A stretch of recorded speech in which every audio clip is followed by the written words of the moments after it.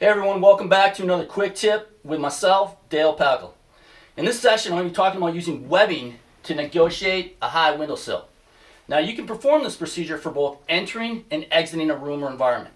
For example, for emergency egress or to perform a vent, enter, and search procedure. Doesn't matter if you're using the webbing loop alone or if other firefighters are providing it to you. An example of that would be, let's say you're trapped at a basement window and firefighters on the outside are lowering you webbing. The procedure is going to be exactly the same. Now, before I get into what I recommend, I want to talk about one of the problems I see when firefighters are using webbing for this procedure.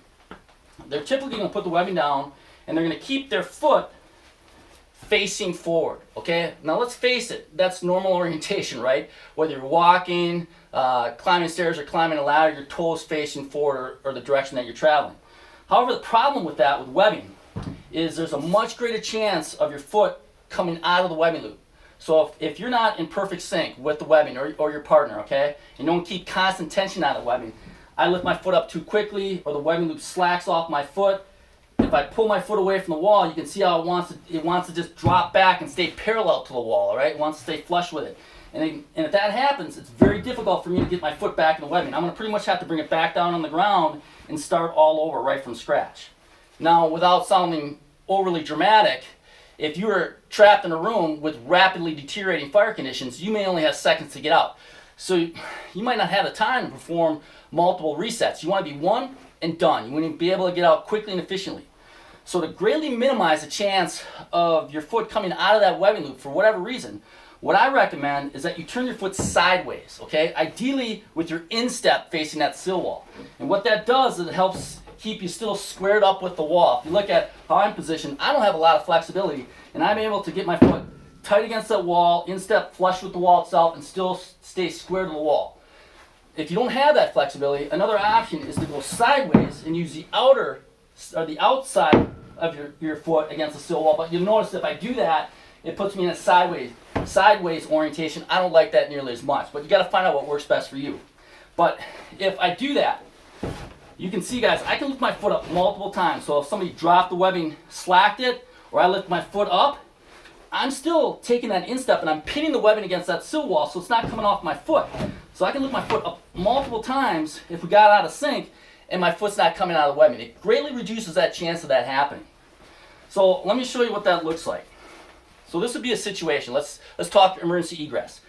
I'm trapped at a window. I lost my tool for whatever reason. I don't have anything available to stand on, any furniture or debris. I can't perform that sill wall climbing technique where I take the toe of my fire boot and kick through the sheet in the wall. Let's say it's a concrete block wall, but I have a webbing loop. This gives me another option to get out. Now, again, guys, I don't have a lot of flexibility, so what I like to do is I'm going to bring my foot up as high as I can. So always bring the webbing down to the ground and take that bite of webbing and put it on your mid-step. So if you nail it perfectly, the webbing loop is going to be just in front of your heel, right at your midsole.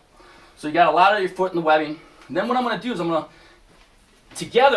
to lift my foot up, and I get up to about as high as I can, and now I'm going to be using my left hand. So what I'm going to do is I'm going to go, this is about as high as I can lift my foot up. I take the webbing, I put it in my hand, a little bit below the sill wall, I do one wrap, and now I can bring my hand up a little bit higher, which pulls my leg up even a little higher, gives me a little higher step. I'm squared up with the wall. You can see my instep's tight. I'm going to stand up. I can take the webbing now if I wanted to, pull down and actually get another step if I need to. And once you're at that balance point, okay, you're at your waist, you're at that pivot point, you're golden, you're home free.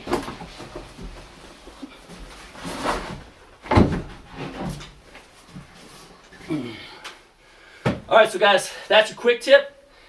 Instead of placing your foot forward, turn it sideways, ideally your instep.